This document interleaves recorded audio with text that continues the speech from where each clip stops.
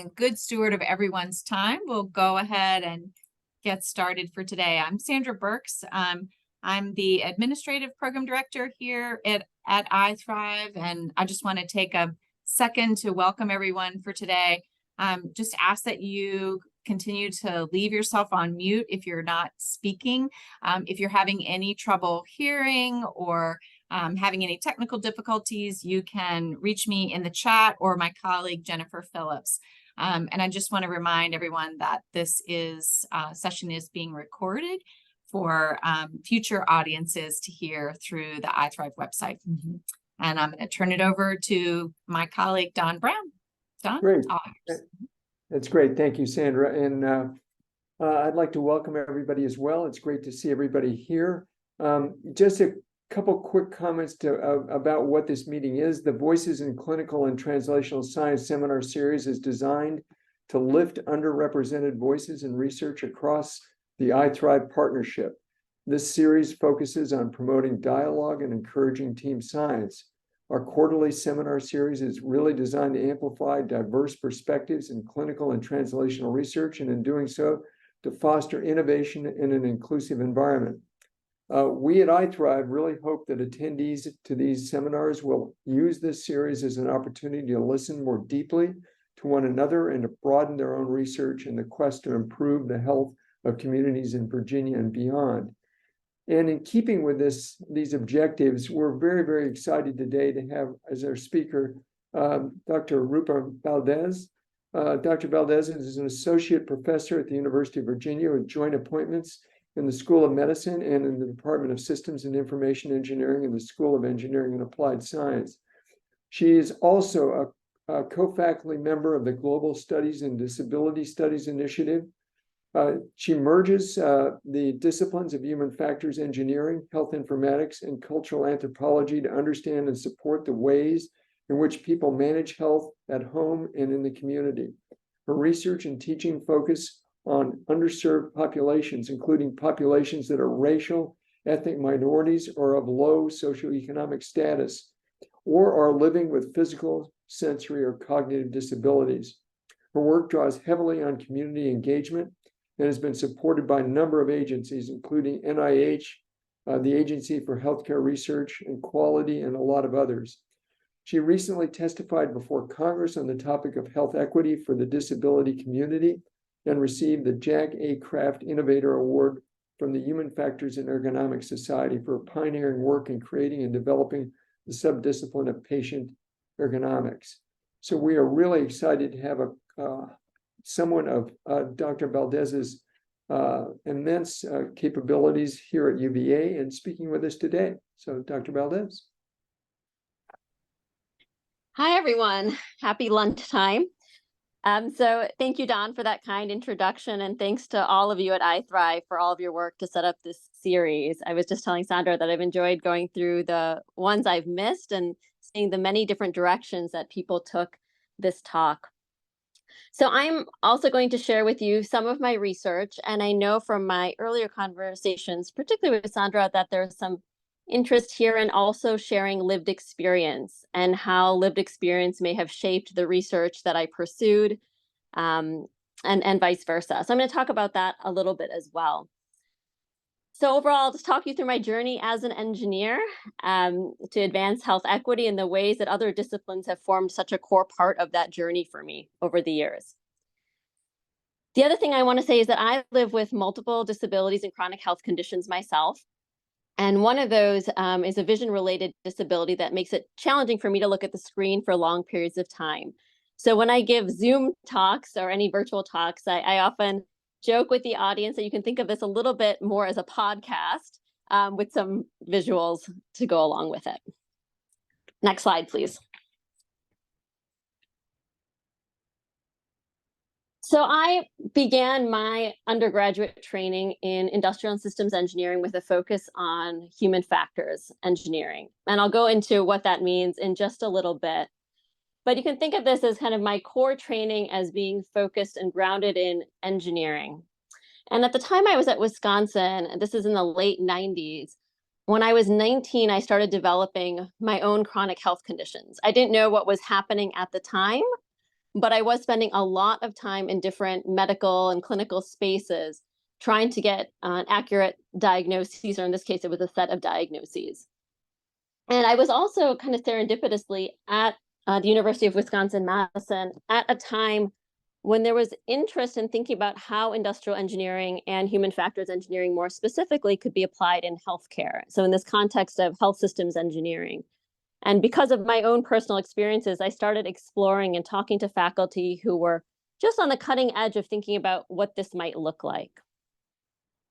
I also was then at Wisconsin at a time, is a part of this, where health informatics was being looked at from a research perspective, not just in terms of clinical context, but about what it was be like to bring computers at that time, the big desktop machines, into patients' homes, and to think about how we might create community between patients and other patients living with the same health condition. At the time, it was focused on breast cancer and then addiction. And then there was an evolution, of course, from there to looking at smartphone apps and thinking about other technologies. And so a little bit of serendipity, as most career journeys have, but also coupled with my own experience. So as I was training and starting to think about the healthcare and how we think about healthcare here in the context of the United States, I was also feeling some cultural dissonance. So I grew up as a South Asian woman, or as a child, and then a young woman in Wisconsin at a time when there was very few people who looked like me around me. And my mother, before pursuing her career in microbiology, before that had trained in Ayurvedic medicine. And so when I started having health-related symptoms of my own, she would go and talk about how do we change our diet, thinking about other ways to think about healing. And yoga and meditation at a time where that wasn't kind of as maybe commonly accepted or understood within a broader sense of health and well-being here. And again, was part of her training and the way she grew up, and my grandparents who lived with us at the time had also been raised. And so that cultural dissonance led me to thinking a lot about cultural differences in health and well-being.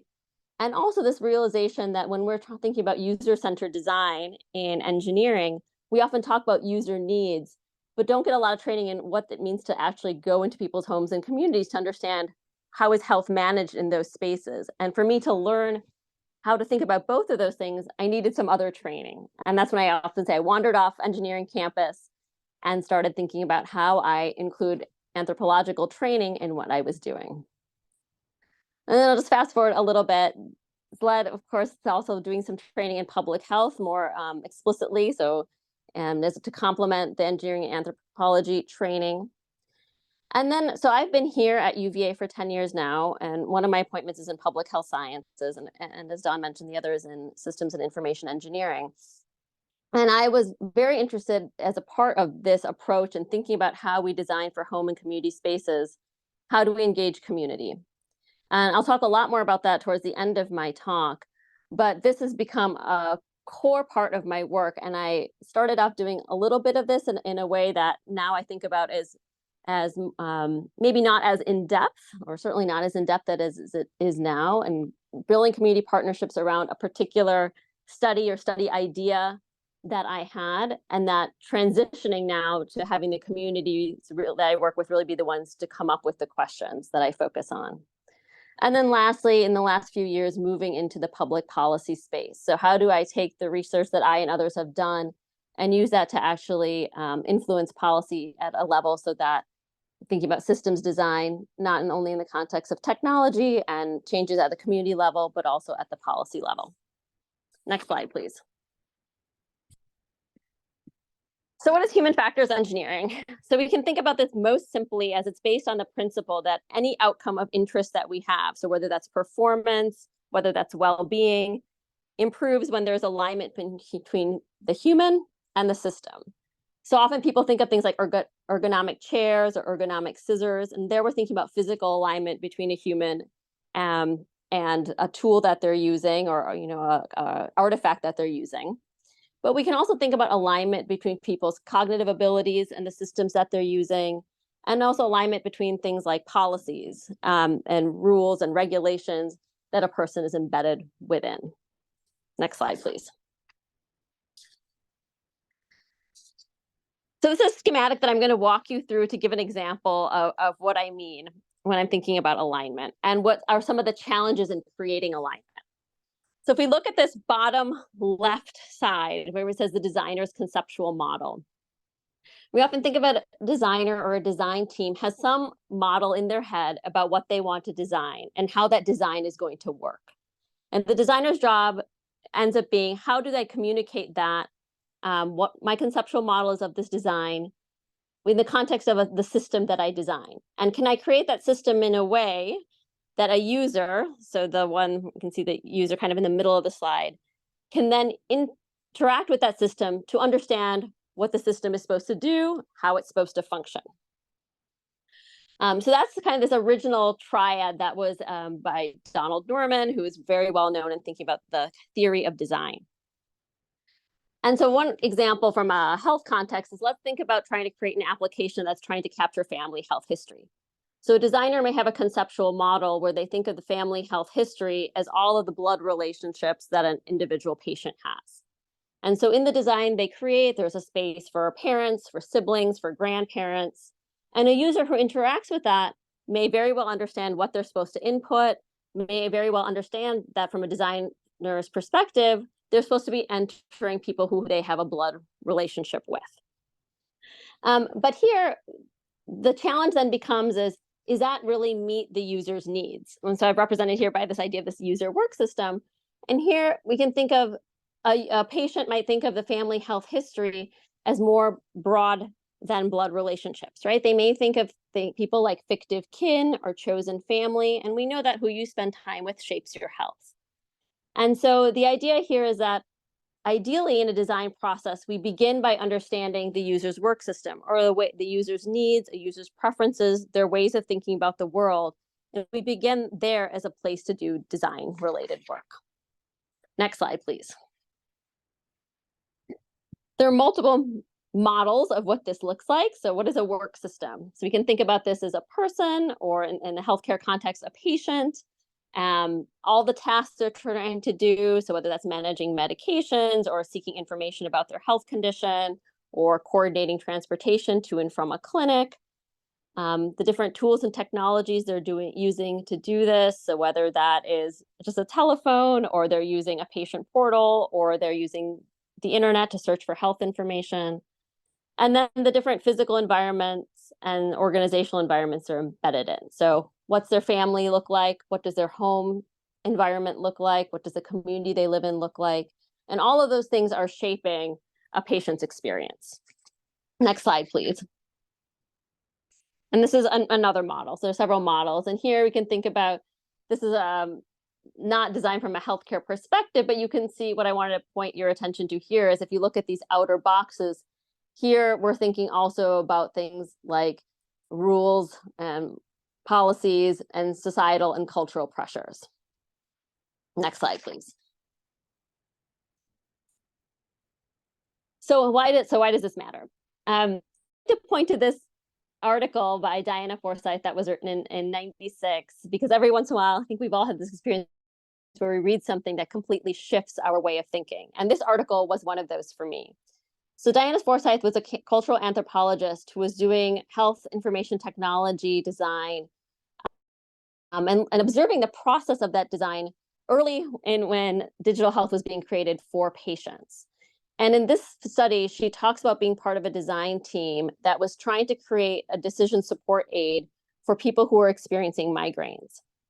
And what she found in doing this work is that the technology that was designed, instead of it was meant to empower patients to be able to go to the clinic early and to ask the system questions that they would then get answer to, is kind of another way for them to get advice about how to manage and think about their migraines. But in this case, what ended up happening was biases that the clinicians had were encoded in the technology. So one really concrete example is, she gives example of a clinician who always prescribe a particular medication to women versus the one he would prescribe to men, without talking to the patient, with the assumption that women wouldn't want to gain weight. even if the other medication was preferred overall.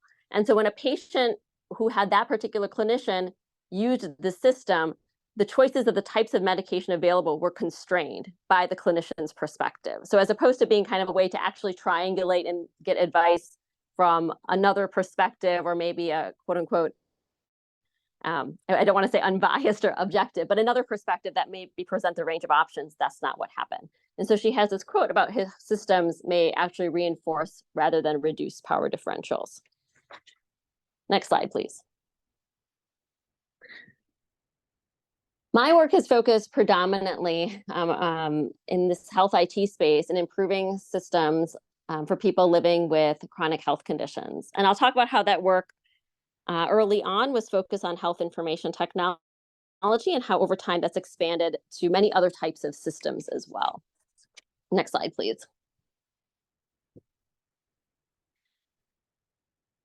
So back to this idea really quick of human factors engineering. So this idea of creating alignment between the person and the system and where human factors engineering applied for designing the work that people perform first happen in industrial settings.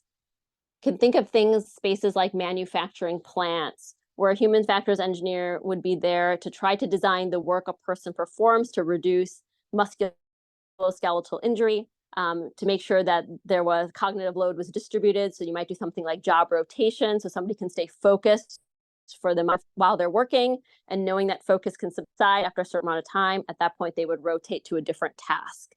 So that's some of the history of how human factors engineering was used to design work.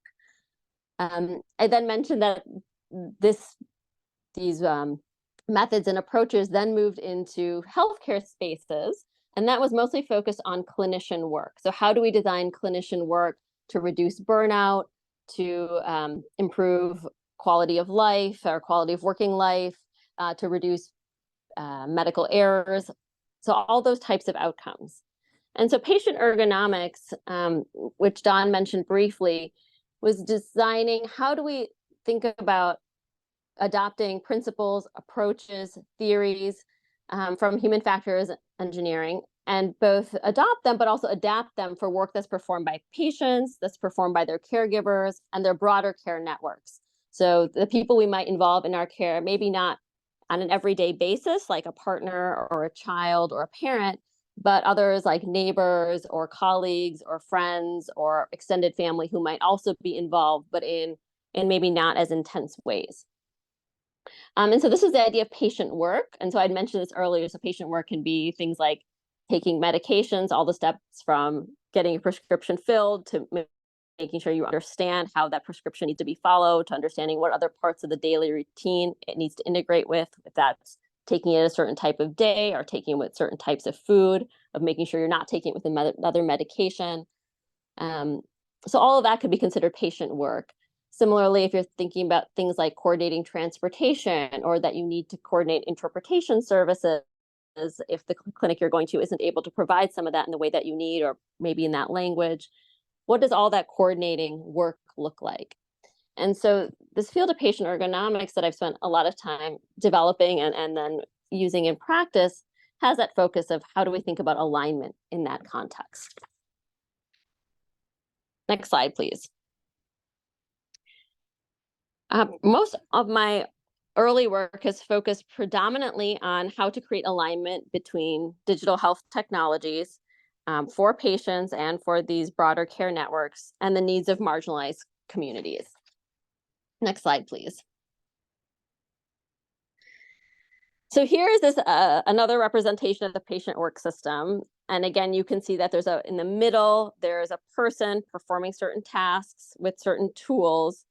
That's in a household, and that household's embedded within a community. And all of those are embedded within physical, social, organizational contexts. And here what I want to say is the idea is that all of these things should be in balance, right? That there should be alignment between all of these different factors if you're going to create work processes and health outcomes in the end that are optimal. And so in this early work, and I still have a line of work in this space, what we're trying to do is understand how do we create those tools, those technologies in ways that are aligned with what exists currently in the physical, social, organizational, in all of these other contexts. So in this work, I'm not trying to change these other contexts. I'm just trying to say, how do I best understand what is happening in these different spaces in patients' everyday lives? And how do I make sure that the tools we're designing meet, are aligned with those needs? So as a very concrete example, because I know that can be really abstract, if we're trying to create a technology that's encouraging physical activity to get outside and walk, there may be this example of, well, what if I live in a space where it's not really safe to walk alone at all times of day? How can a technology potentially facilitate something like that? So that may be helping a person understand, okay, what are the daylight hours? Where does your schedule look like? And then to be able to suggest, given those, maybe this is a time where you can go for a walk.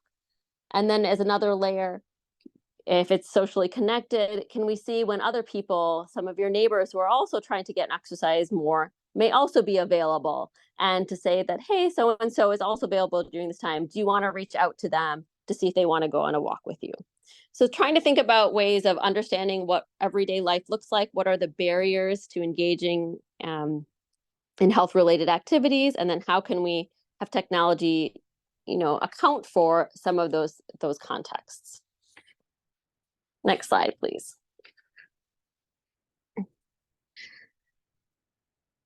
And then when we think about how we design this, you can think about 4 different parts of a technology that we want to be accounting for in this design. So we want to design in ways that meet the needs of health disparity populations, that in ways that attend to the technology platform. So what is the hardware, whether that's a device that a person uses, or being very attentive to things like the digital divide, right? The type of internet broadband access they have access to. Thinking about the functionality, the example I love to give here is, so I do a lot of work with the disability community as well. And when telehealth was first introduced during the pandemic as a really mainstream way of engaging with clinicians, one challenge is we often, at least originally, conceptualized telehealth as an interaction between a patient and a clinician. So as 2 entities that are engaging. But for many people in the disability community, myself included, sometimes you need to have somebody else there for a whole range of reasons. And that third person, whether that's a care partner or multiple care partners, may not be co-located with you. And so and then if you think about the need potentially for interpretation, whether that's American Sign Language or any other language, of course, that's yet another person who then may not be co-located. And so thinking early on there in the telehealth example of a functionality that needs to be different, we need to allow for multiple people to interact in this virtual clinical space.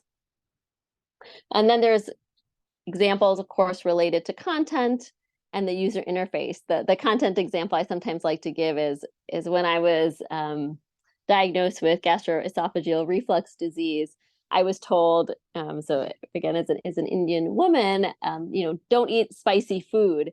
And I remember thinking, I think I know what they mean by that, but that will mean something very different to my family when I go back and I say, I'm not supposed to eat spicy food. So how do you communicate that in a way that is culturally resonant? Next slide, please. So what I thought I would do is walk through just a few of the early studies that I did that had this focus. And I'm not going to go into a ton of detail, but I just wanted you to get a sense of what some of this early work looked like that I continue to build off of. So I did a series of studies that were focused on how do people think about their social network. So who is in their social network? And then how do they engage those people around health and well-being? And how does that shift as we look at different communities? And what might that mean for technology design? So in this very first study was a small study. And at this time, I was working with 2 federally qualified health centers. And I was very interested in how are health information communication practices shaped by race, ethnicity, national identities, in ways that people talk about themselves, but also in ways where we just try to look across the ways different people are engaging in health information communication with their friends, their families, and others. And what might we learn just about different patterns, even if those aren't attributed right, to a particular identity or positionality. And so here I was looking at people who are living with type 2 diabetes. Next slide, please.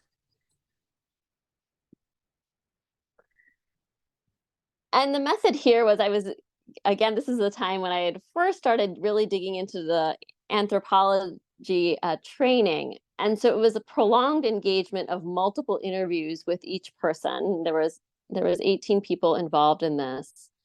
And one of the first things I asked them to do was engage in an exercise where I was able to elicit their social network, independent of anything related to health or well-being, just an affect-based network. So starting with, to whom do you feel so close in your life that it's hard to imagine life without them, as the people that you are closest to, and then building out from there. And then I asked them about 4 different types of health information. So I was asking them about their test results from clinic visits. I was asking them about general information they received about diabetes management from their clinic or that they had found themselves online, about daily observations about their health, and time and place of their doctor's appointments. And the idea was to talk about information that they may have that they would have generated themselves, like their own observations, things that they may have received from a clinician, things that were more, more kind of traditionally health related or more sensitive in the context of, for example, the test results, versus information that may be considered more logistical, like the time and place of their doctor's appointments. And so for each person, I went through and I tried to understand with whom are different things communicated, and then why and why not, what were the rationales around that, how did people engage in that communication? So was this in person, was it technology mediated? And then I asked people to journal for several weeks about their practices as well, just to triangulate those findings. So instead of just interviewing, let's see what actually happens every day. Next slide, please. And so I just want to pull out 3 things that came out of this study in terms of kind of reshaping how I was thinking about technologies that we were designing in this space. So one, this idea that we found is really important that we create technologies to support health information communication that are integrated with their broader communication routines. So much of what came out of this, when we talk about rationales for why people communicate about health, part of that was, well, I'm already having a conversation and something came up or something prompted me to then disclose a certain part of that health information. So of course there was targeted communication where I need help getting to point A, right, to get to and from the clinic, or I want to talk to this one other person who also is diabetic and may be able to help me interpret these test results, whatever that might be. But there was also a lot that emerged from their broader communication routines that happened. And I always like to joke here that, of course, once you see that, you say, oh, well, of course, I mean, most of us get up and we check things like email or social media. We're pretty unlikely to get up and check my chart, right? That's not kind of the first part of a routine. So if we're thinking about how do we support communicating about health, really think about how do we integrate that with the routines that people already have. Another is that often as designers, we were thinking about health IT that was designed for clinicians and health IT that was designed for patients. Instead of thinking about and really think about these as 2 different types of technology, often that sometimes integrated, but they were really 2 separate things that sometimes we were trying to bridge. And this was really interesting from a patient perspective, because remember, I asked them to map out their networks without talking about health and well-being. And yet the people in the network often included clinicians. So a diabetes educator, or a social worker, or a case manager, or a physician, or a therapist, right? And so from a patient perspective, life is integrated, health is part of an integrated experience of living. And so I started thinking a lot about, from a patient perspective, how do we create these experiences in ways that are seamless, that it doesn't seem like one thing is about life outside of the healthcare system and one thing is about coordinating with my health and wellness providers. And the last here was about this idea of supporting communication practices that were typically, I say, overlooked by designers. So here, as an example, we found people like priests or members of a religious community or a spiritual guru incorporated into these social networks, and people talked about asking for prayers. And I remember thinking, I wasn't, early on, like, I don't know how this integrates. And then stumbling across this really lovely platform that someone had created then called Care Pages, where a community could ask for either prayer or spiritual words of support online, right, within a community. So again, thinking kind of outside of what we might typically think about as a focus for the functionality we're designing. Next slide, please. So most of the patients involved in that study were not using things like smartphones on a regular basis. They were mostly engaging in communication. Face-to-face was primarily, and certainly not engaging, at least many of them were not engaging with social media as a way of communicating. And so in this follow-up study, what I wanted to do was try to understand, back to this idea of maybe health information communication practices can be integrated into broader communication routines. What if we looked at something like Facebook? And I was really interested in Facebook at that time because it allows for two types of networks. So it allows you to engage with your affect-based network, right? The people you feel close to, which is what I was interested in that first study. But it also allows you to engage in what we would sometimes refer to as online health communities or social support systems for a particular health condition. And you can do this all on one platform. Next slide, please. So here, we first did interviews with people to complement what we had done in that first study. And here I really wanted to try to understand the ways people engage with Facebook for communicating about health. And again, I wanted to understand why some people do and some people don't, and the different ways that they use all of the different functionality that's present. So if someone is using it, are they posting on their timeline, or are they just using the direct message function? Or are they simply not communicating with the people that they feel close to, like family and friends, but they're using it for the groups and pages as a way of gaining health information and support from others in that same community in terms of the health experiences that they're having.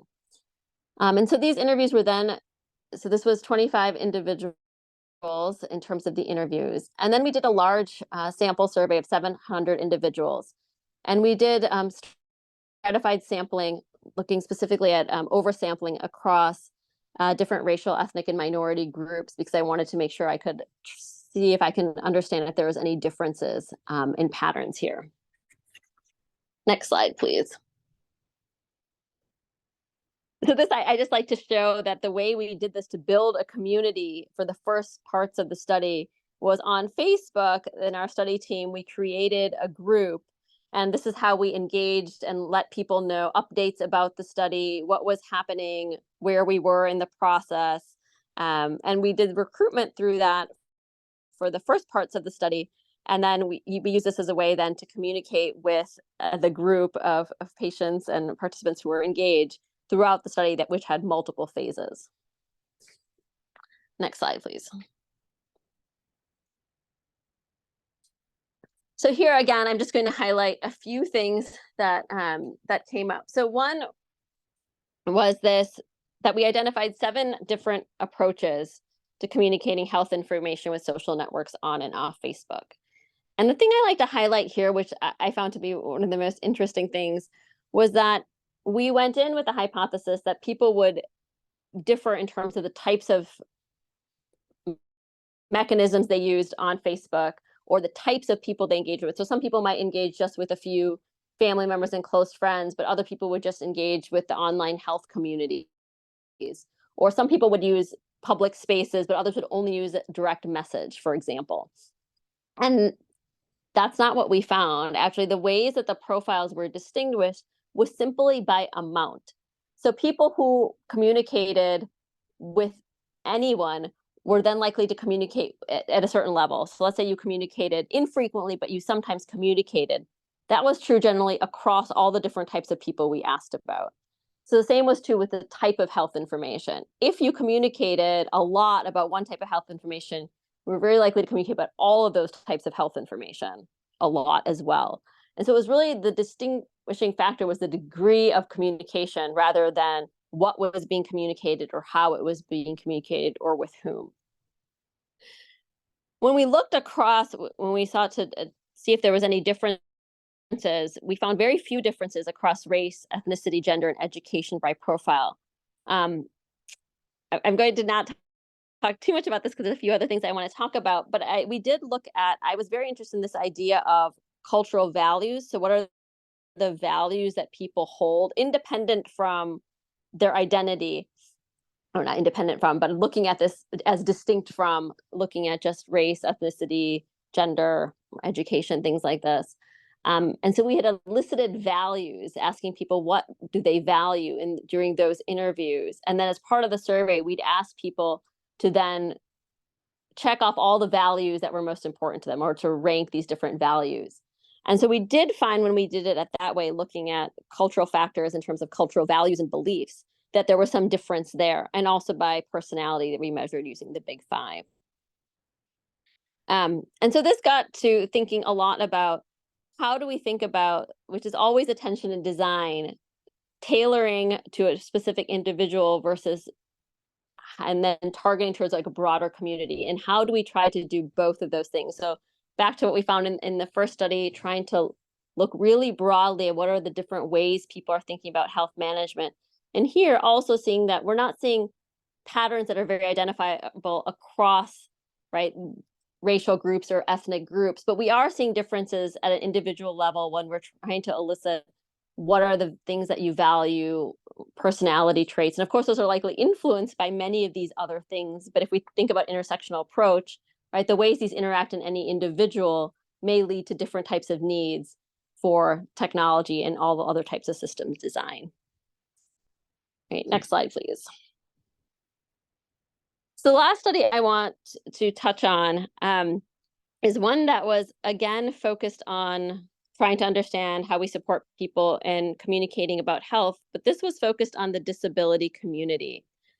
And this happened at a time, so back to lived experience, where I became, I'm trying to think about how to shorten this story, but I became a wheelchair user. So I developed disabilities. I'm still a wheelchair user for long distances after 10 years of rehabilitation.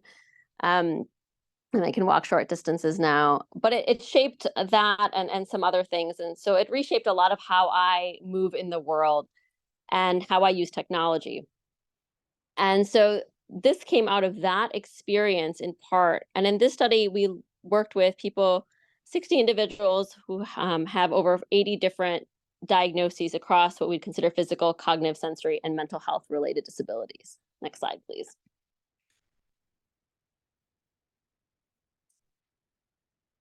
So this was a multiple phased study where we, again, started with interviews like we did with all the other studies to make sure that we weren't missing any, experiences. And we knew that there was a lot of other types of health-related experiences and disability-related experiences represented in this group. And we want to make sure we understood what those looked like. And then we engaged in what is called a task analysis, where we looked at technologies that currently exist for health information management. So we looked at MyChart, we looked at CaringBridge, we looked at the time at Microsoft Health Vault, which doesn't exist anymore. And that these were technologies that were designed to some extent to facilitate sharing information with somebody else, maybe through a proxy, maybe through creating a blog and letting others respond to you.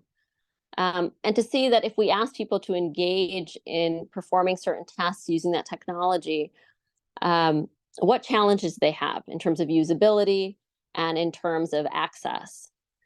And then we asked people in the last part to bring these technologies home. So we gave them a phone and asked them to bring them home and use them in their everyday life. And here we were trying to understand, when you put people into their normal, back to that work system model, their everyday physical context, right, whatever the broadband is that exists in their home, right, their Wi-Fi access, if you put them in a space where they have social support or they don't have social support, how does that shift their experience of using that technology to communicate about health? And then we engaged in participatory design sessions to think about collectively, right, how could technology be improved, the design of these technologies be improved. Next slide, please.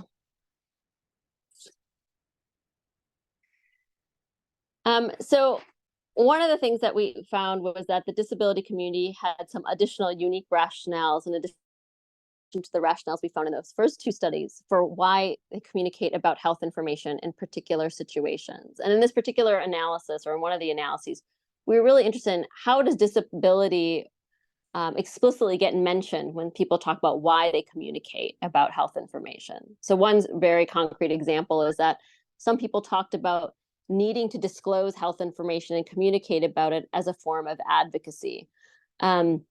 So advocating for themselves in a particular moment, maybe because they needed some assistance in a particular way, but also more broadly to promote understanding of the disability experience, to promote this idea of disability justice. And so sometimes it was for a particular need that they themselves had that needed to be met in the moment. But sometimes it was much more about trying to improve the overall experience for the disability community. We found disability-specific challenges, of course, and needs that were mentioned in terms of how design could happen in ways that would lead, hopefully, to better products for them. So one example is people asked if they would be able to use Siri to plot graphs verbally. So if anything that was plotting, right, exercise or anything else that you may want to see a visual representation of, could the technology be designed in a way to enable Siri to plot verbally? Another example is when people use voiceover on something like a phone, often you can't tell where the screen ends on the phone versions that we had before. And so people wanted some type of haptic feedback on the edge of the screen. So they knew that that's not a space that the voiceover was going to work to make that easier. And then we had a lot of insights from this study and from some others that I won't talk about today on how to partner with the disability community to design health information technology. And the reference at the bottom of the slide is one about telehealth. And then we had a subsequent paper that's really about a 5-step framework about how to engage with the disability community that we created in partnership with members of the community to design health IT in that co-design type of way. Next slide, please. So as I started doing all of this work with communities and spending more and more time in community spaces, remember I told you I was doing a lot of understanding about what are these broader social, organizational, policy contexts that exist. And much of my work was, how do we design technology to align with that? But the more time I've spent in community, the more my work has shifted to thinking about solutions that are not technology focused. And so I'm going to talk briefly about what some of that work looks like. Next slide, please. I can do one more slide, actually. I want to leave a little time, I know, for discussion. So I'm going to try to go through this a little bit quickly. So one of these things that I feel so privileged to be a part of has been working to create a community research review board, which is called Residents for Respectful Research, which I think some of you have likely heard about at this point. This is an initiative led by the Charlottesville Public Housing Association of Residents, and it's currently supported by the Equity Center. And the goal here has really been to shift who has control of the research that's performed in our low wealth communities here in Charlottesville.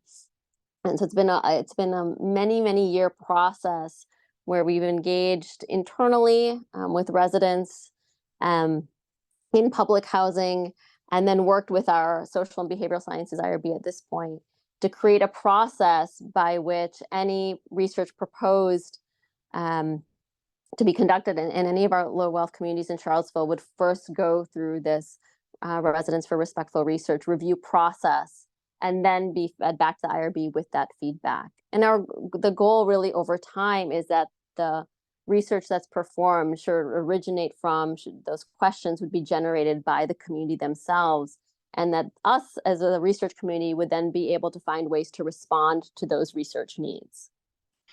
Next slide, please. Another example of this is I've had a many-year partnership with some organizations in a township called Town 2 in Kailicha, South Africa, which is right outside of Cape Town. And this has been another where we started by thinking about how do we give access to health information within the township and developing a peer support group. And at that point, it was very narrowly defined to focus really on managing hypertension and diabetes and HIV/AIDS. But again, in letting the community lead this effort, it led to a much more expansive notion of what is a peer support group and what can a peer support group look like.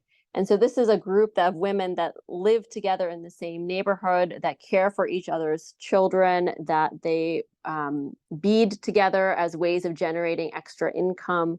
And all of this that they think about is related to their overall health and well-being, that the well-being of their children is a core part of their own well-being, that of course the financial, being able to have some extra financial income is a way to support healthy eating when access to fruits and vegetables can be really hard for financial reasons. And so it gives a much more expansive notion. I think sometimes we think about peer support groups as really generating actions that individuals can take and getting feedback for your own individual way of really self-management and the idea of the self.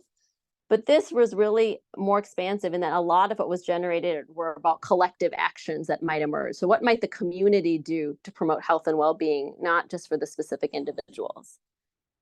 Next slide, please. This is another project. I get really excited when I talk about all these things. I feel like I've learned so much from my community partners. This is a partnership with an organization called the Self-Employed Women's Association in India. They're the largest union of informal women workers in the world. They have 2.5 million members. They've been going for 50 years now.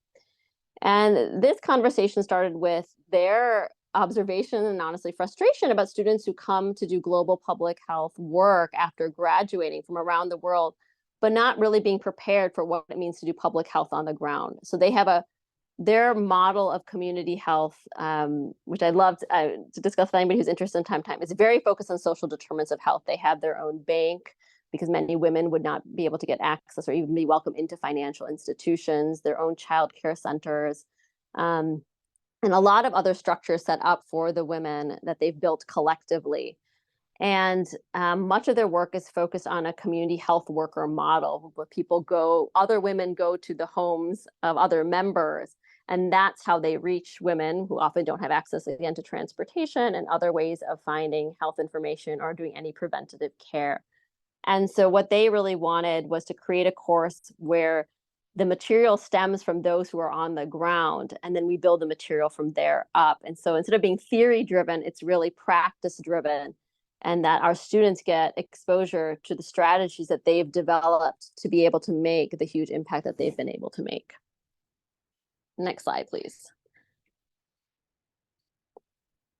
And the last little bit I'll touch on is all of that kind of falls under this broader umbrella of research, and often community-based participatory research or action research.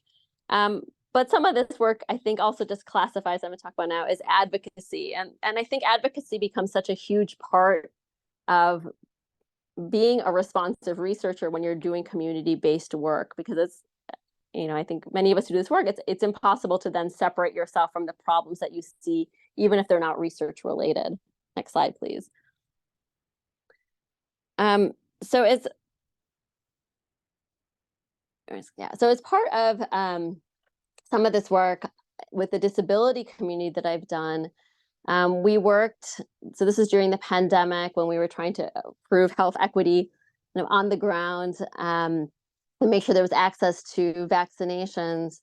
We partnered with many of the disability related organizations in Charlottesville to create specific, this was in partnership, of course, with UVA Health, also with the Blue Ridge Health District, and then several nonprofits, including, I think Sandra pointed out, I have another affiliation, it's Blue Trunk Foundation, which is a nonprofit that I co-founded. But anyway, many of us were working together to determine how do we create accessible vaccination sites for our community members? So how do we make sure there is a live ASL interpreter how do we make sure there's enough space for wheelchairs to get through? How do we make sure there's a sensory kind of escalation space for someone who might find it really overwhelming to be in these vaccination clinics that have so much visual and sensory stimuli? And so that was one of the efforts that I spent a considerable amount of time in 2021, working in partnership with many others to set this up. Next slide, please. Some of the other work in this space has been focused on thinking about, of course, here at UVA Health, we've had training related to different aspects of what a patient experience look like. I've been taking the lead along with a few others to develop a training focus on the disability community. So what does it mean in terms of the disability community and the health disparities that we face? What does it look like for a health system to be able to be responsive to those disparities? So that's part of some of the work that I've been doing internally here. We're also working on thinking about how can we think about the range of accommodations that our patients might need? What are the best practices across the institutions, nationally that exist? And then how might we start thinking about building towards that? So this is all part of my role as chair of the Accessible Care Committee in our health system here at UVA. Next slide, please. And then just lastly, as Dawn mentioned, trying to do advocacy in terms of, this is just a screenshot from the testimony before Congress on the subject of health equity for the disability community, but engaging in informing policy in a range of ways, as I try to think about, along with the community partners that I have, is how do we scale our impact? How do we, whether that's from the research itself, whether it's from the community discussions we have, how do we put that in front of policymakers, in other words, who can take that and scale it further? Next slide, please.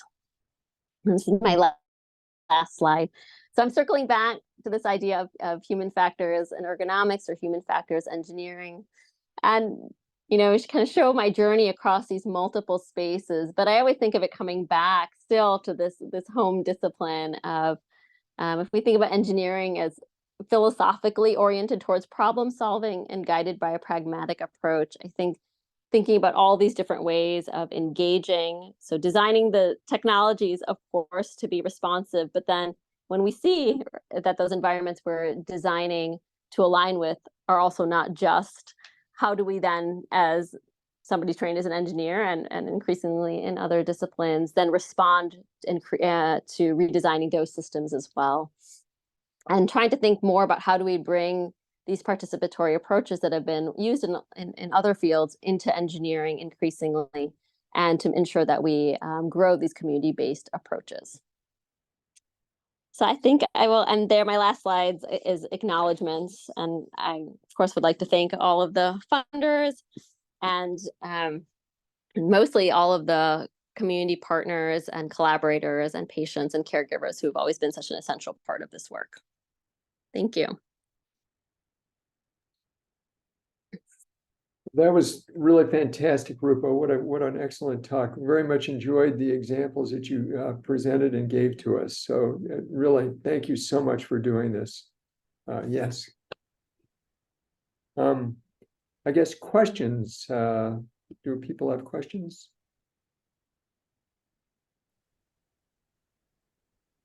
Yeah. Cynthia, do you want to unmute yourself? Mm-hmm.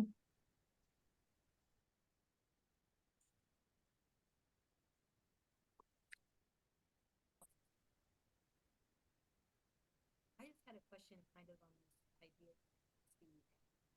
of thinking through like your self journey as far as what have been the things that have either reified or supported you in not only your self-advocacy, but kind of building up this inventory and kind of mindset of advocacy for others. What have been kind of the supports or things that have been helpful for you? That's such a great question. Thank you. There's a few things I would point out. think the one challenge we often have in academic spaces is our incentive structures. I remember being given advice when I interviewed, not here, but someplace else, and I was talking with someone whose work I really admire, and this was at the University of Michigan, and talking to him about wanting to do this type of work. And I had done very little of it at that time, the community engaged work or advocacy work. And he told me, well, I'm really happy that you want to do this work, but this is going to have to be your nights and weekends work while you try to get tenure. And I will say that was very true. And I was in a position where um, I had a young daughter at the time. She's 12 now, so she came with me to a lot of different community spaces. But this work felt meaningful, but I know that that is something that needs to be shifted and changed. And I know there's always these ongoing discussions about changing what we value in promotion and tenure. But I always want to point that out because I don't think our system is set up to make that very possible, particularly for people who are early in their career. I will say the other thing that was two other things that were really supportive for me in making this work possible was my department chair was incredible in valuing this work and seeing the meaning and knowing that building trust and building partnership takes a lot of time. And so even though I talk about doing nights and weekends, I will say I never got any pushback like, why are you doing this type of work? And I know that's not always true. And so I'm always very, thankful that she was the person who was my department chair. And then I will say I had incredible collaborators, both in the community who taught me so much about how to do this work in very honest ways. I mean, in moments where they're like very explicitly, this is not how you do this work. And as somebody who wasn't trained in this work, right, who came in as an engineer trained very differently, those are hard moments, but they're moments that I'm so appreciative of. And then also having collaborators outside the community who at UVA who were differently positioned than I was. So who were positioned where what was their role at UVA was structured in a way that they were incentivized to do these types of community partnerships. And research was secondary for them. And so in that way, there's some division of labor. So I would say finding collaborators where people's incentive structures are different and you can really support each other, for me, was really essential for making this happen. Thank you so much.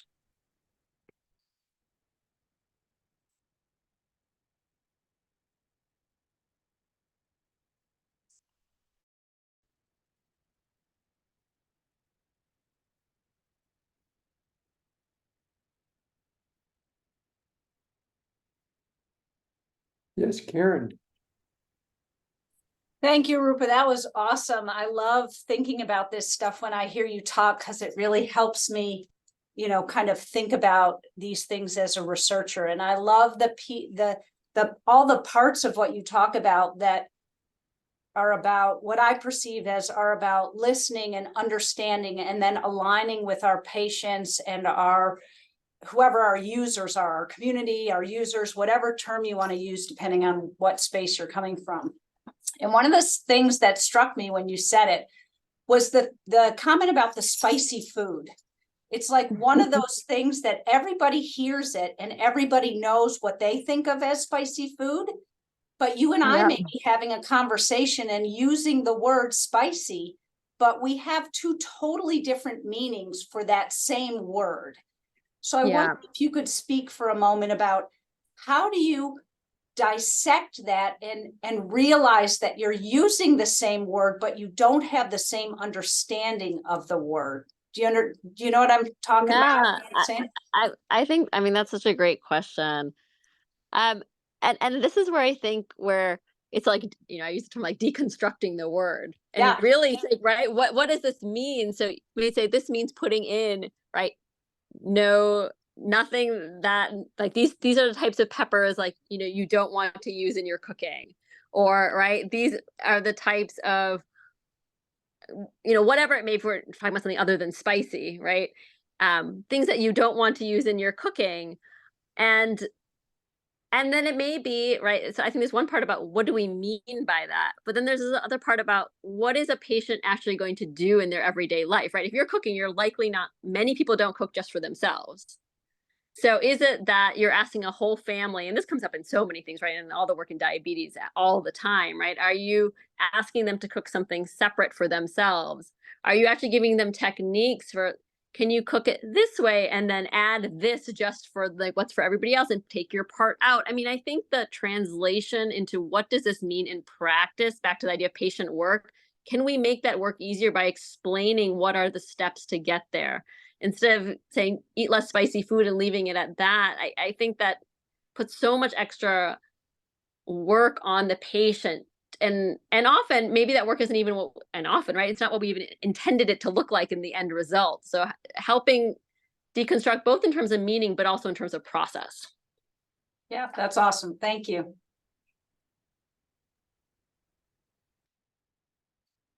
Well, this has been great, but I think we're going to need to wrap it up in the interest of we're at the end of our time. But again, Rupa, thank you so much for a wonderful presentation today.